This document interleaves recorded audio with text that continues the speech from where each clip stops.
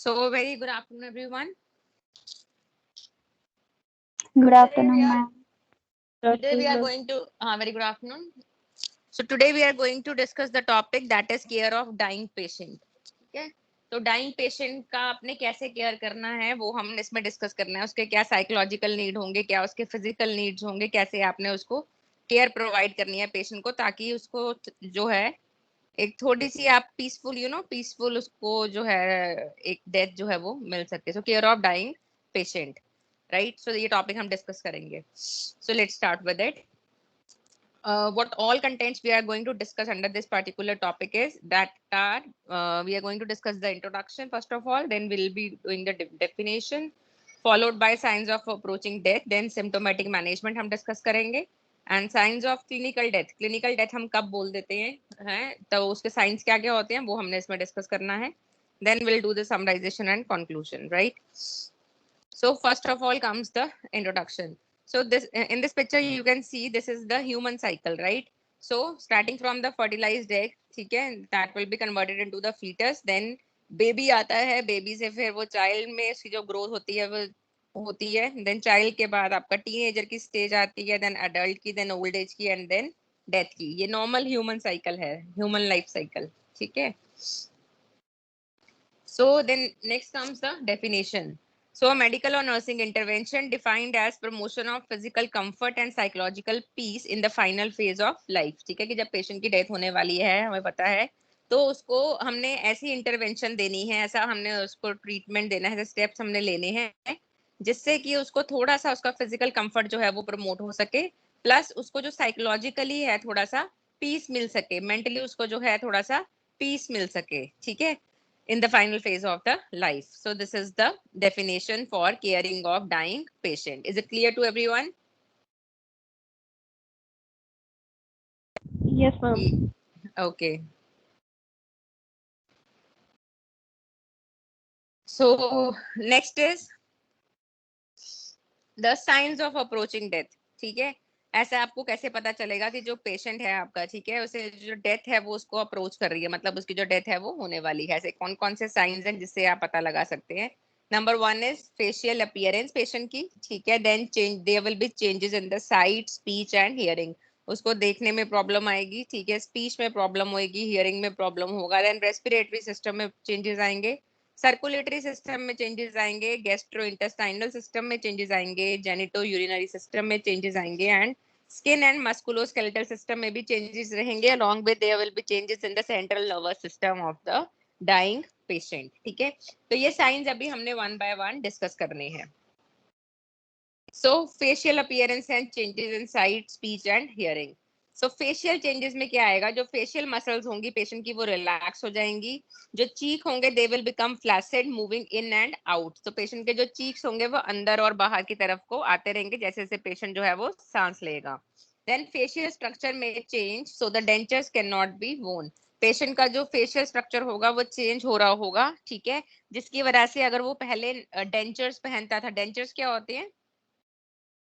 What are dentures?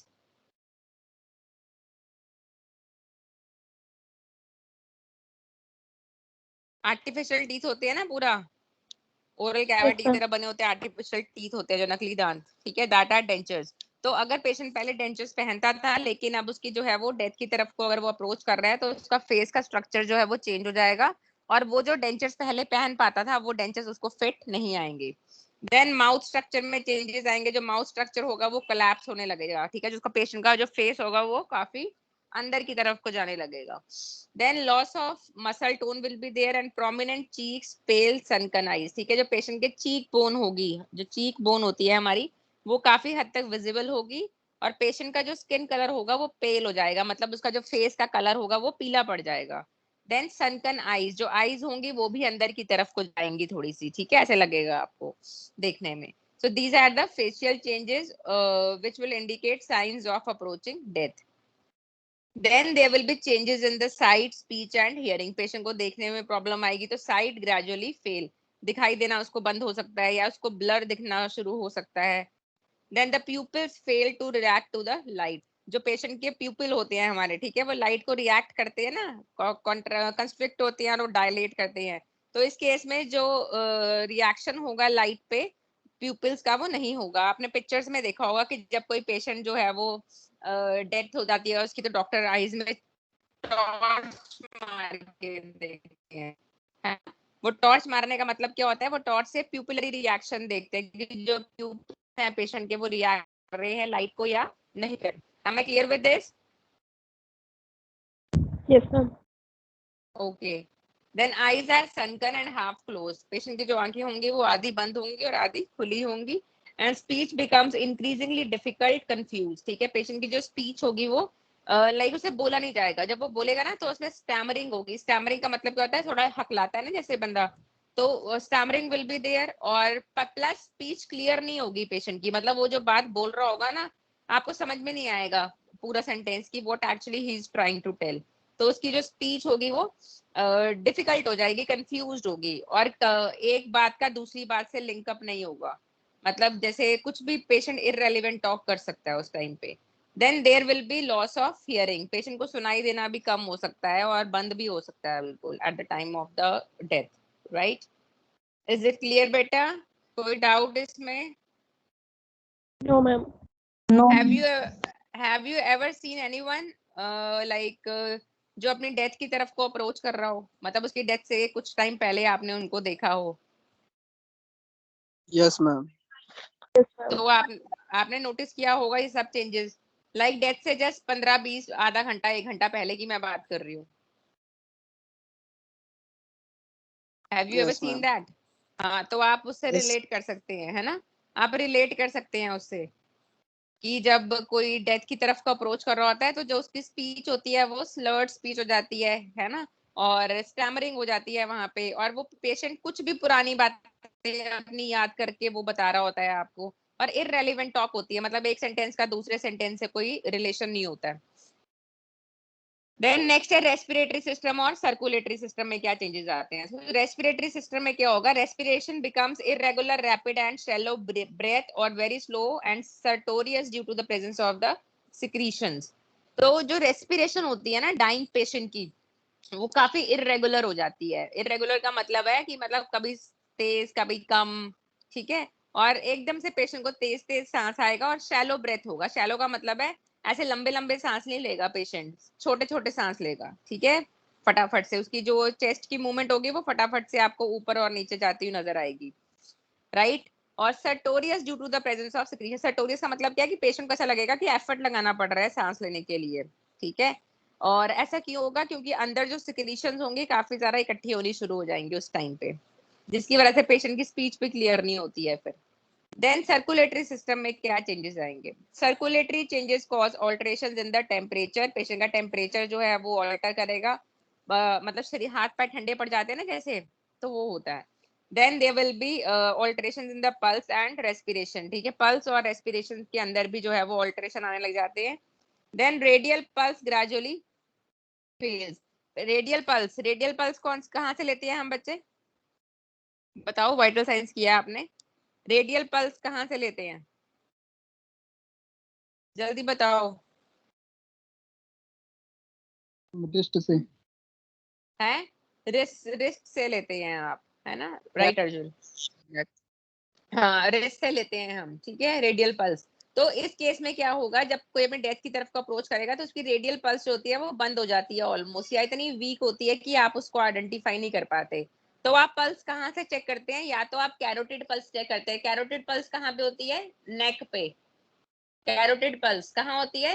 नेक के पास, Neck. ठीक है? हाँ, आपने देखा होगा पिक्चर्स में, मूवीज में, पहले पहले रिस्ट से चेक करते हैं, रिस्ट से नहीं मिलती तो फिर नेक के पास से चेक करते हैं, ठीक है? So that is carotid pulse. और एपिकल पल्स जो होती है वो कुछ टाइम, कई बार क्या होता है रेडियल पल्स बंद हो जाती है पेशेंट की जब वो डेथ की तरफ अप्रोच करता है, तो उसकी एपिकल पल्स प्रेजेंट होती है। एपिकल पल्स जो हम पेशेंट की चेस्ट से लेते हैं।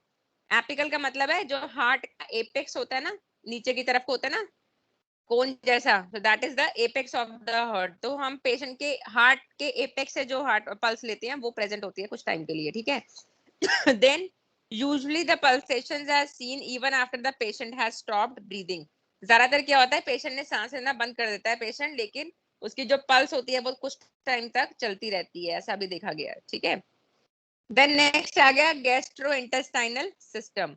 गैस्ट्रो इंटेस्टाइनल सिस्टम में क्या होगा, पेशेंट को हिकअप्स होंगे। हिकअप्स क्या होते हैं, anyone can tell me? Hiccups, हिचकी हिचकी हिचकी, Yeah, है ना? ma'am. तो हाँ, पेशेंट को हिचकी लगेगी, then nausea and vomiting will be there, abdominal distension हो जाएगी। ये बहुत ही इंपॉर्टेंट फीचर है, जब कोई डेथ की, तो कोई बीमार हो और डेथ की तरफ को अप्रोच करता है तो उसका जो पेट होता है ना, वो एब्डोमेन उसकी डिस्टेंड हो जाती है। मतलब उसमें ऐसा बिल्कुल डिस्टेंड का मतलब क्या समझते हो आप, कि नॉर्मल कैपेसिटी से ज्यादा कंटेंट है अंदर, ऐसा लगेगा आपको एब्डोमेन के अंदर, मतलब कि गैस इकट्ठी हो जाती है एक तरह से, ठीक है। Then the gag reflex disappears, ठीक है। गैग रिफ्लेक्स क्या होता है, जैसे कि अब हम, मेरे को सपोज मैंने कुछ मेरे को नोजिया हो रहा है, सपोज नोजिया में क्या होता है कि वॉमिटिंग करने का मन करता है ना, तो कुछ टाइम के बाद मुझे वॉमिट आ जाती है। तो वॉमिटिंग किस वजह से आती है, गैग रिफ्लेक्स की वजह से, कि मैंने कुछ खाया और मैंने वो बाहर निकाल दिया। और इस केस में जो गैग रिफ्लेक्स होगा वो डिसअपीयर हो जाएगा and the patient feels the inability to swallow. Patient का जो गैग रिफ्लेक्स है वो भी खत्म हो जाएगा, और जो पेशेंट का स्वेलो करने की कैपेसिटी है, सपोज आप उसके मुंह में अगर कुछ डाल रहे हो तो वो मुंह के अंदर ही रह जाएगा, पेशेंट उसको आगे लेके नहीं जा पाएगा, स्वेलो नहीं कर पाएगा। Is it clear to everyone? Yes, ma'am. बहुत इंटरेस्टिंग टॉपिक है ये, बहुत इंटरेस्टिंग टॉपिक है ये। Are you finding it as a boring boring topic लग रहा है? No No, ma'am. ma'am. अच्छा, ठीक है। Then next is death rattle. कोई मुझे बता सकता है ये क्या होता है, डेथ रेटल? जल्दी बताओ। कोई बच्चा कह रहा था ना कि उसने देखा है डाइंग पेशेंट को आधा 1 घंटा पहले। This is very much attack important feature, मैं death suddenly rattle. Can you repeat, I did not hear. Ma'am जो अटैक पड़ता है उसको बोलते हैं क्या? नहीं नहीं नहीं, रेटल, रेटल का मतलब होता है, जैसे छोटे बच्चे को टॉयज देखी है आपने, छोटे बच्चों के, बिल्कुल छोटे बच्चे होते हैं जो न्यू बॉर्न बेबी होते हैं, 3 मंथ्स के, 4 मंथ्स के, 2 मंथ के, 1.5 मंथ के, उनके टॉयज आते हैं, रेटल्स आते हैं, रेटल्स जो छुन छुन की आवाज करते हैं, Yes, ma'am. है ना, उनको रेटल्स बोलते हैं। तो यहाँ से याद कर लेना आप वर्ड ना। डेथ रेटल में क्या होता है, जब किसी की डेथ होने वाली होती है ना, तो जस्ट उसकी डेथ से कुछ टाइम पहले, आधा घंटा पहले, 1 घंटा पहले, पेशेंट के ना गले से आवाजें आने लग जाती है, ऐसे ही रैटलिंग साउंड आने लग जाती है, घड़ घड़ घड़ की। ऐसा क्यों होता है, क्योंकि पेशेंट के अंदर सिक्रीशन जो है वो इकट्ठी हो जाती है और पेशेंट ना कफ नहीं कर पाता है, खांसी नहीं कर पाता है, तो वो सिक्रीशन जो होती है वो अंदर आवाज करती रहती है, और वहां से हम बोलते हैं कि ये पेशेंट के गले से आवाजें आने लगी, अब इसकी डेथ जो है वो होने वाली है। This is very much important feature, very much important sign of a patient approaching towards your death, ठीक है। और क्योंकि वो सिक्रीशन इकट्ठी हो जाती है और पेशेंट कफ नहीं कर पाता, तो उसके गले से आवाजें आने लग जाती है, रैटलिंग साउंड आती है, so that is death rattle. समझ में आया? So rattling sound Yes, heard in ma'am. The, rattling sound heard in the throat caused by secretions that the patient cannot cough longer। the throat में से आती है ये आवाजें, ठीक है। देन नेक्स्ट आ गया जेनिटो यूरिनरी सिस्टम। अब जेनिटो यूरिनरी सिस्टम में क्या होगा, पेशेंट को 2 प्रॉब्लम हो जाती है, रिटेंशन ऑफ यूरिन की और इनकंटिनेंस ऑफ यूरिन की। तो क्या होता है, आप बताओ, रिटेंशन ऑफ यूरिन क्या होता है बच्चे? ये टॉपिक हम डिस्कस कर चुके हैं, retention of urine. Yes,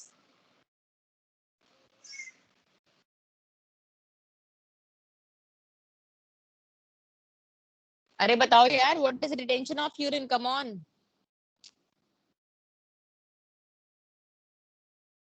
retention of urine, am I audible? Ma'am urine pass नहीं हो पाता। हाँ, पेशेंट का यूरिन जो है वो पास नहीं हो पाता, तो वो अंदर ही रिटेन हो जाता है, अंदर ही रह जाता है, इकट्ठा होता रहता है, ठीक है। जिसकी वजह से जो ब्लैडर होगा वो डिस्टेंड हो जाएगा। ब्लैडर डिस्टेंड का मतलब क्या है, अगर ब्लैडर की कैपेसिटी कितनी है, 1000 ml की है सपोज, तो अब 1000 ml से ज्यादा उसके अंदर इकट्ठा हो रखा है यूरिन, तो इसकी वजह से ब्लैडर क्या होगा, डिस्टेंड हो जाएगा, ठीक है। देन नेक्स्ट है इनकंटिनेंस ऑफ यूरिन हो जाती है। What is incontinence of urine? बोलो, incontinence of urine and stool वो क्या होता है?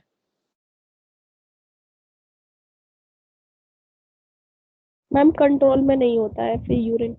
हाँ, यूरिन कंट्रोल में नहीं होता है, मतलब वो लीक होता रहता है बार बार, ठीक है। मतलब इसको अगर आपने बोलना हो वन वर्ड में, that is dribbling of the urine. Dribbling of का मतलब क्या है, कि थोड़ा थोड़ा थोड़ा थोड़ा निकलता रहेगा, पेशेंट का कंट्रोल नहीं होता उसके ऊपर, ठीक है, that is incontinence of urine and stool. तो ये भी एक डेथ का अप्रोचिंग साइन है। देन है स्किन एंड मस्कुलोस्केलेटल सिस्टम, ठीक है, स्किन और मस्कुलोस्केलेटल सिस्टम में क्या चेंजेस आएंगे?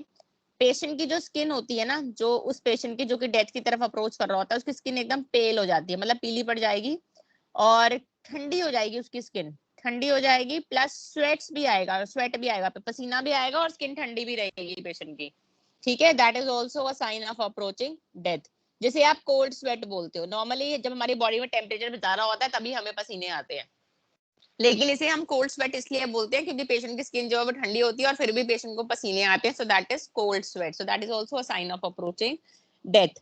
Then ears and nose are cold to touch, patient के कान और नाक जो है वो हाथ लगाने पे ठंडे लगेंगे आपको बहुत ज्यादा। Then skin is pale and mottled due to congestion of blood in the veins, ठीक है, स्किन ठंडी क्यों पड़ जाती है, पेल क्यों हो जाती है?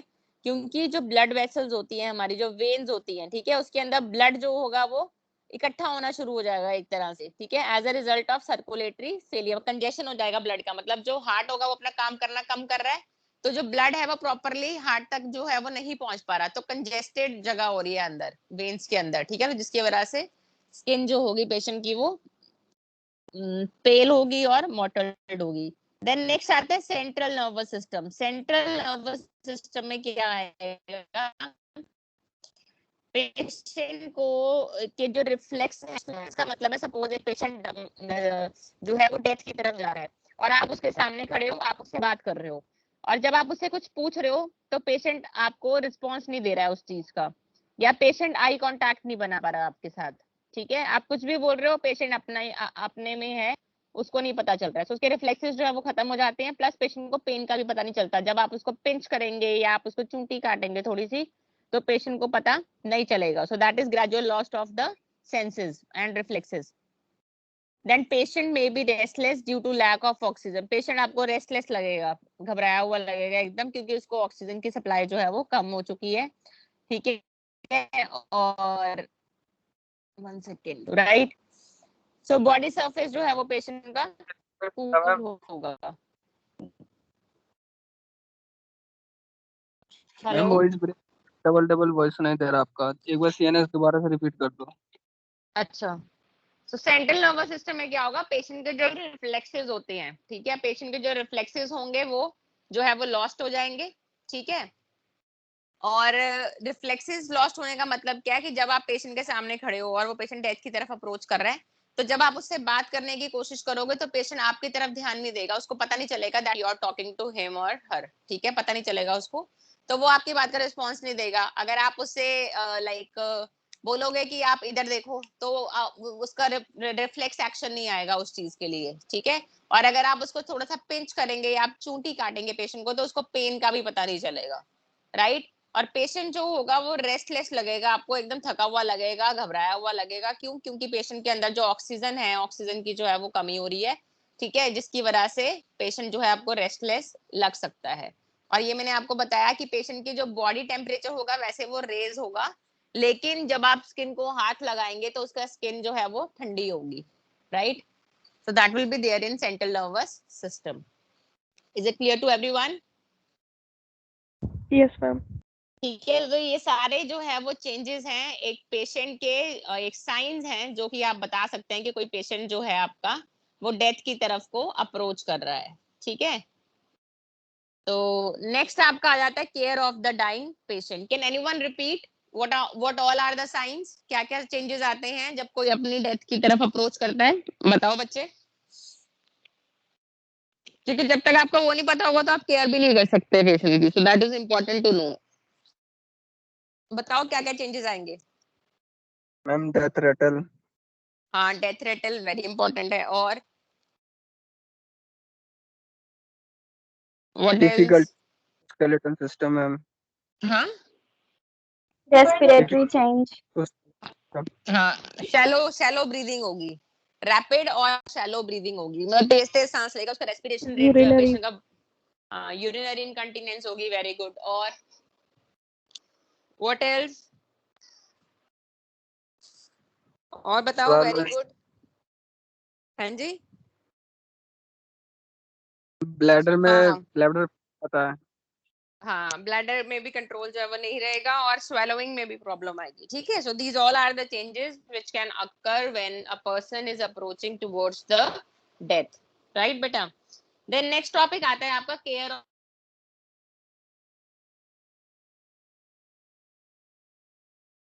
किसी की डेथ हो जाती है, किसी पेशेंट की जब डेथ हो जाती है तो आपने मतलब किसी की डेथ होने वाली होती है जब, तब भी आपने उसको ट्रीटमेंट देना है ताकि उसको थोड़ा सा फिजिकल कंफर्ट मिल सके जब उसकी डेथ हो रही है ना, और थोड़ा साइकोलॉजिकली उसको पीस मिल सके, तो वो इम्पोर्टेंट है। देन जब किसी की डेथ हो जाती है, डेथ होने के बाद जो डेड बॉडी होती है उसकी भी केयर करनी होती है आपने। डेड बॉडी की केयर कैसे करते हैं?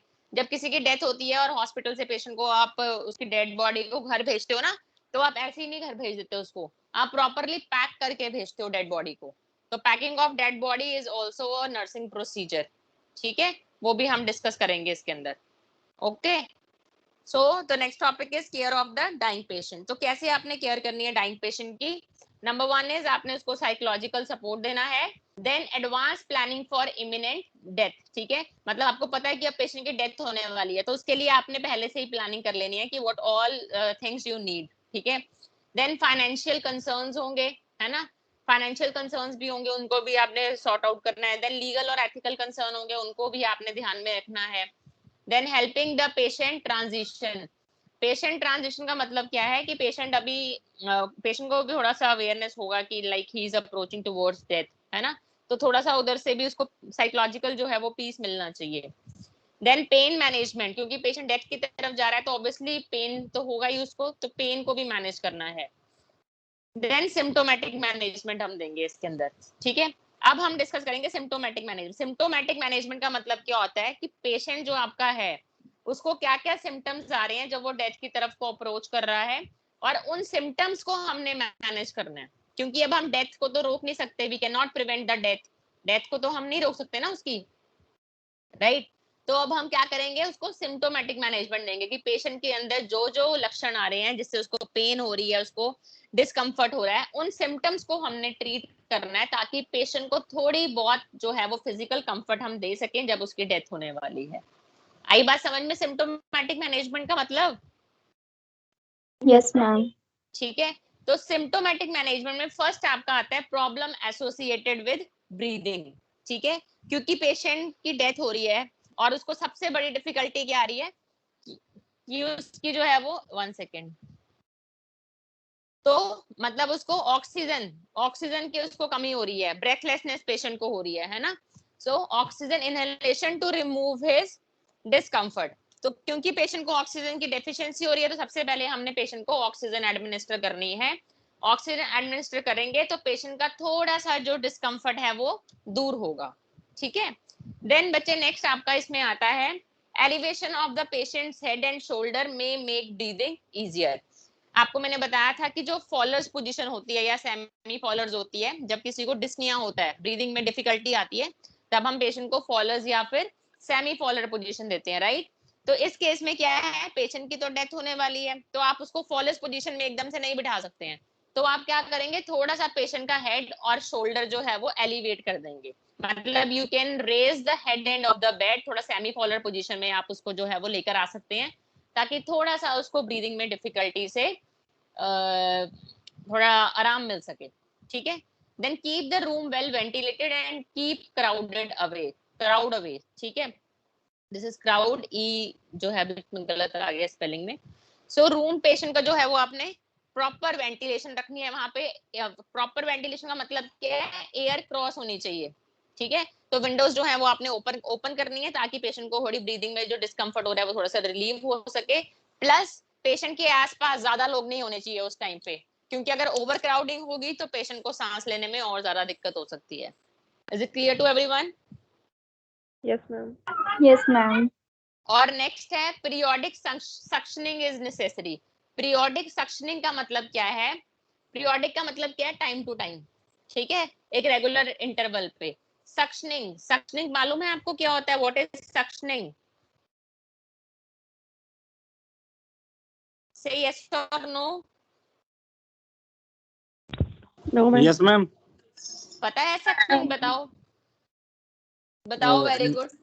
मैम सक्शन जो कोई न्यू बेन बॉबी होता है ना मैम, कोई बेबी बॉर्न होता है, हाँ हाँ यस मैम, तो तब सक्शनिंग करते हैं, उसकी सफाई करते हैं। हाँ सफाई तो करते हैं। सक्शनिंग किसी की भी कर सकते हो आप, न्यूबॉर्न बेबी की भी करते हो आप, ठीक है। और मैम सक्शनिंग जो आप, कोई पॉइजन पेशेंट होता है उसकी भी करते हैं सक्शनिंग। हाँ उसकी भी करते हैं। सक्शनिंग का बेसिकली पर्पस क्या होता है कि हमारी अंदर की जो सिक्रीशंस है, जब हम खुद से बाहर नहीं निकाल पाते तो हम उसको किसके साथ बाहर निकालते हैं, सक्शन मशीन के साथ। अब क्योंकि आपको मैंने बताया इसके अंदर पेशेंट को क्या होता है, वो उसके अंदर सिक्रीशंस इकट्ठी होती रहती हैं, बट पेशेंट खांसी करके उसको बाहर नहीं निकाल सकता, ठीक है। तो अब हमने क्या करना है, उसको सक्शन करना है ताकि अंदर की जो सिक्रीशंस है वो बाहर आ जाए और पेशेंट को सांस लेने में थोड़ी सी आसानी हो जाए। Is it clear to everyone? Yes ma'am. ठीक है, तो इसके लिए हमने पीरियोडिक सक्शनिंग जो है वो करनी होती है। देन नेक्स्ट आ गया problem associated with eating and drinking, ठीक है। क्योंकि अब पेशेंट खाएगा पिएगा नहीं, उसको प्रॉब्लम हो रही है ना, ऑब्वियसली तो मन नहीं करेगा उसका। सो एनोरेक्सिया होगा, उसको नोजिया होगा, वॉमिटिंग होगा, तो that is commonly seen in the dying patient. So they are unable to take any form of food, and if they taken, they are unable to retain the food. अगर वो कुछ ले भी लेते हैं तो वो उसको अंदर रख नहीं पाते हैं, ठीक है, उसको बाहर निकाल देते हैं वो। इसलिए पेशेंट को हमने क्या है, आईवी फ्लूइड्स लगाने हैं, इंट्रावीनस उसको हमने फ्लूइड्स देने हैं। देन सिप्स ऑफ वाटर, पानी के हम उसको छोटे छोटे सिप्स जो हैं वो पिला सकते हैं with the help of teaspoon, छोटा चम्मच होता है उसके साथ आप जो है वो पानी के सिप पेशेंट को दे सकते हैं। Then give frequent oral hygiene, ठीक है, पेशेंट को आपने ओरल केयर जो है वो प्रोवाइड करनी है। Then apply emollients to the dry lips, अगर पेशेंट के लिप्स जो है वो ड्राई हैं तो उसके ऊपर आपने वैसलीन वगैरह जो है वो अप्लाई करना है।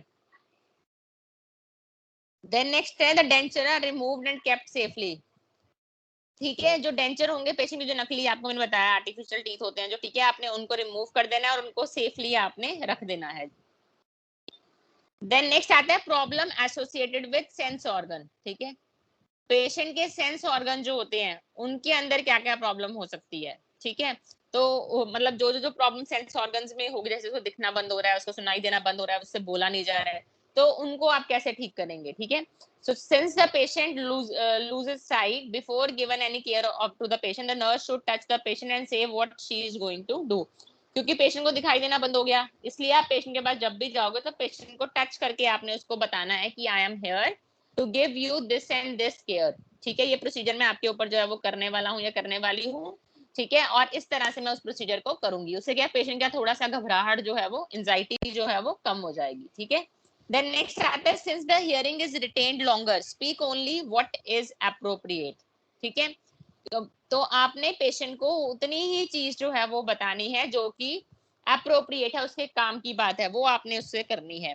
Avoid whispering anything in patient room, patient के रूम में कुछ भी आपने विस्पर नहीं करना है, कानाफूसी करते हैं ना, धीरे धीरे बोलते हैं, तो वो चीज आपने अवॉइड करनी है। क्यों? क्योंकि पेशेंट को एक तो लॉस ऑफ हियरिंग हो रहा है, उसको पूरा क्लियर समझ नहीं आ रहा, ऊपर से आप कानाफूसी करोगे तो पेशेंट की एंजाइटी बढ़ेगी कि पता नहीं क्या बात कर रहे हैं मेरे बारे में, ठीक है। वो चीज नहीं होनी चाहिए। Then speak distinctly so that the patient may understand what is done for him, ठीक है। मतलब पेशेंट को जो भी आप प्रोसीजर उसके लिए कर रहे हो या उसको आप केयर प्रोवाइड कर रहे हो, उसको आपने क्लियरली जो है वो बताना है पेशेंट के पास जाके, ठीक है। क्या हुआ? अच्छा वीडियो आ ठीक है। पेशेंट को आप जो भी आप केयर प्रोवाइड कर रहे हो उसको आपने क्लियरली डिस्टिंक्टली स्पेसिफाई करना है कि ये केयर मैं जो है वो आपको करने लगी हूँ, और जो आपने बोलना है वो एकदम साफ क्लियर शब्दों में बोलना है ताकि पेशेंट को समझने में प्रॉब्लम ना आए, ठीक है। Since the eyes are open, protect the eyes from corneal ulceration with protective ointment, ठीक है। क्योंकि पेशेंट की आंखें जो है वो अभी आधी खुली होंगी, ठीक है, लेकिन उसको दिखाई नहीं दे रहा है उससे, ठीक है। तो पेशेंट की आईज को आपने प्रोटेक्ट करना है। प्रोटेक्टिव ऑइंटमेंट आती है जो पेशेंट की आईज पे आप लगाते हो, उससे पेशेंट के कॉर्निया के ऊपर अल्सर्स फॉर्म नहीं होते हैं ड्राइनेस की वजह से, ठीक है। तो ये काम आप कर सकते हैं। Is it clear to everyone?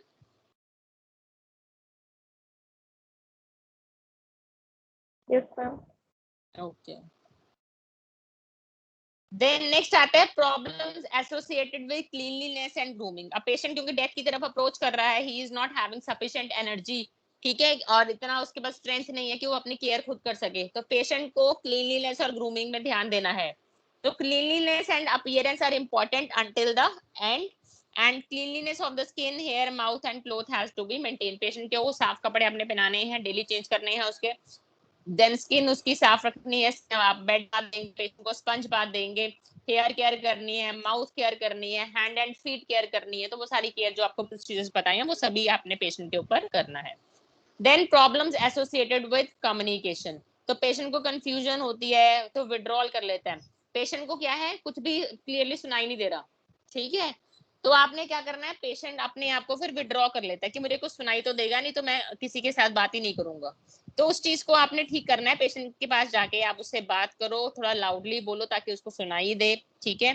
और अगर उसको सुनाई देने में प्रॉब्लम आ रही है तो आप साइन लैंग्वेज के साथ पेशेंट से कम्युनिकेट कर सकते हो, साइन लैंग्वेज, ठीक है जी।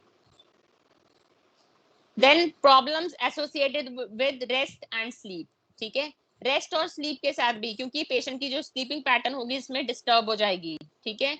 तो विजिटर्स को आपने बोलना है कि पेशेंट के जो सोने के टाइम है, रेस्टिंग आवर्स है, उसके अंदर विजिट ना करें, क्योंकि हो सकता है कि उनके आने से पेशेंट की नींद जो है वो और ज्यादा डिस्टर्ब हो जाए। और एक काम क्वाइट इन्वायरमेंट जो है वो आपने बनाना है। क्वाइट के यहाँ स्पेलिंग्स आपने ठीक कर लेने, इट्स QUITE, ठीक है। सो क्वाइट एनवायरनमेंट और काम एनवायरनमेंट आपने पेशेंट को प्रोवाइड करना है, ठीक है, ताकि पेशेंट को अच्छे से नींद आ सके, राइट। उसके बाद आती है फार्माकोलॉजिकल मैनेजमेंट। ये तो सिम्टोमेटिक मैनेजमेंट हो गई, सारी की सिम्टम्स के अकॉर्डिंग आपने केयर दिया। देन नेक्स्ट आ गया फार्माकोलॉजिकल मैनेजमेंट। फार्माकोलॉजिकल मैनेजमेंट में आपने पेशेंट को एंटीपायरेटिक्स देने हैं। एंटीपायरेटिक्स ड्रग्स का काम क्या होता है बच्चे, बताओ जल्दी से, जल्दी से बताओ, एंटीपायरेटिक्स का काम क्या होता है? फीवर में काम आती मैम। हाँ, फीवर में काम आती हैं, ठीक है, जो आप फीवर को कम करने के लिए देते हो पेशेंट के, राइट। PCM। और हाँ, पैरासीटामोल देते हैं आप। तो एंटीबायोटिक्स वो ड्रग होती हैं जो कि आपके फीवर को, बॉडी टेम्परेचर को कम करते हैं, क्योंकि इसमें बॉडी टेम्परेचर आपका रेज होगा। वैसे आपकी बॉडी हाथ लगाने में ठंडी होगी, लेकिन अंदर से आपका टेम्परेचर जो है वो बॉडी का रेज होगा। देन अनाल्जेसिक्स देते हैं पेशेंट को। अनाल्जेसिक्स क्या करते हैं, पेन को कम करते हैं, पेशेंट के पेन लेवल को कम करते हैं। देन एंटीएमेटिक्स आप पेशेंट को देंगे। एंटीएमेटिक्स आप किस लिए देते हैं, वॉमिटिंग को रोकने के लिए, नोजिया वॉमिटिंग को रोकने के लिए आप पेशेंट को एंटीमेटिक दे सकते हैं।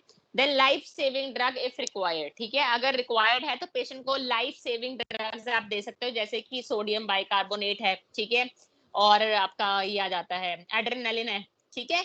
तो ये सब आप ड्रग्स पेशेंट को दे सकते हो अगर रिक्वायर्ड है, ठीक है बेटा। समझ आ गया आपको यहाँ तक टॉपिक? जल्दी से बताओ। Yes ma'am. Yes ma'am. ठीक है, यस नेक्स्ट आ गया आपका,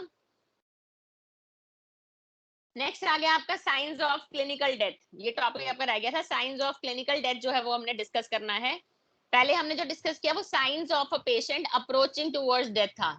अभी हमने क्या डिस्कस करना है, साइंस ऑफ क्लिनिकल डेथ, कि कब हम बोल देते हैं पेशेंट को वो क्लिनिकली खत्म है, क्लिनिकली उसकी डेथ हो चुकी है, ठीक है। जैसे हॉस्पिटल में ले जाते हैं ना पेशेंट को हम, कई बार हमें लगता है पल्स आ रही है तो पेशेंट होता था बचा हुआ, ठीक है। तो क्लिनिकल डेथ हम कब बोलेंगे, जब पेशेंट का पल्स, हार्ट बीट और रेस्पिरेशन तीनों बंद हो जाएंगे, ठीक है। देन प्यूपिल जो है पेशेंट के वो फिक्स्ड हो जाएंगे and not reacting to light, कि पेशेंट की आंखें जो है वो खुली है और वो एक ही तरफ को जो है वो देख रहा है, उसकी आंखें जो है वो फिक्स हो गई है, लाइट से इधर उधर मूव नहीं कर रही, ठीक है। पेशेंट की जो आंखें हैं वो लाइट की तरफ को मूव नहीं कर रही है, ठीक है। Then absence of all reflexes, patient को आप बुला रहे होंगे तो वो उसका रिफ्लेक्स एक्शन जो है वो नहीं आएगा, ठीक है। आप किसी भी तरह को अपना हाथ को वेव करोगे तो पेशेंट लेफ्ट राइट कहीं नहीं देखेगा, उसकी आंखें जो हैं वो फिक्स हो जाएंगी and there will be absence of all the reflexes, ठीक है। तो ये हो गया। देन है राइगर मोटिस। राइगर मोटिस जो है ये बहुत ही इंपॉर्टेंट चीज है जब हम किसी की क्लिनिकल डेथ को डिक्लेयर कर देते हैं हॉस्पिटल में, ठीक है। राइगर मोटिस में क्या होता है, पेशेंट की बॉडी जो है वो पूरी की पूरी स्टिफ हो जाती है आफ्टर डेथ, हाथ पैर जो है अकड़ जाते हैं। देखा होगा ना डेड पेशेंट, आपने डेड बॉडी देखी होगी ना सबने, डेड बॉडी देखी है सबने, यस कुछ मैम। बच्चों ने यस मैम। देखी होगी, है ना। तो आप देखोगे पेशेंट के हाथ पैर अकड़ जाते हैं, जब आप उसके बाजू को उठाएंगे तो वो वापस अपने आप वहीं वापस आ जाती है, फ्लेक्सिबिलिटी खत्म हो जाती है, ठीक है। That is rigor mortise. और मतलब चीज जैसी है वो वैसे है।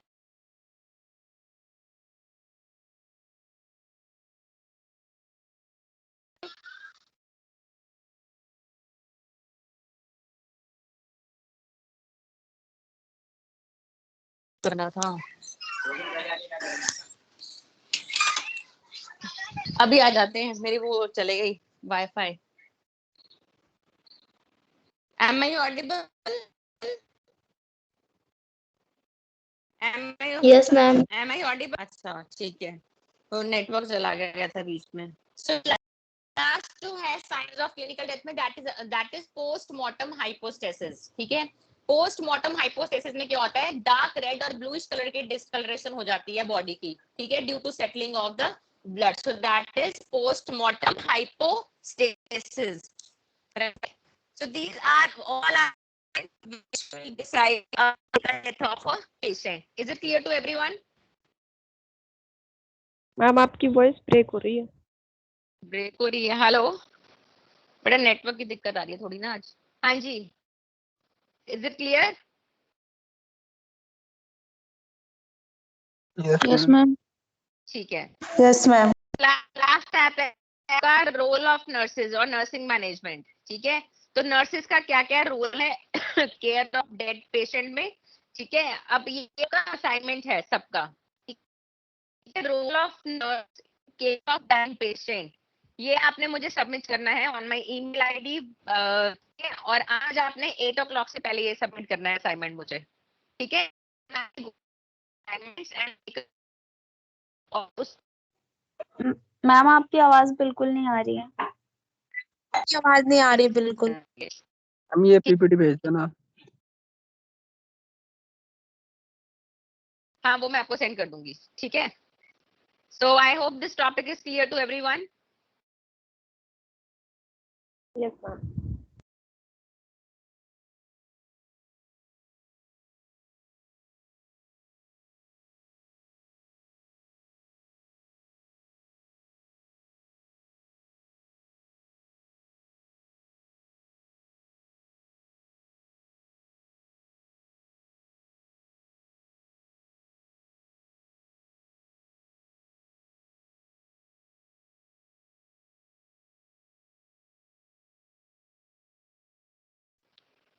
So I hope this topic is clear to everyone. Any doubts?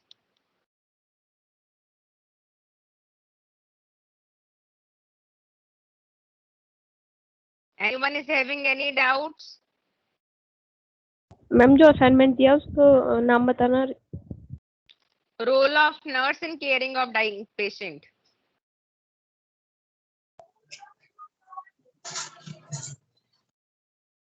ठीक है, Okay, ma'am. okay बच्चे, thank you so much for listening. Thank you. Hello ma'am.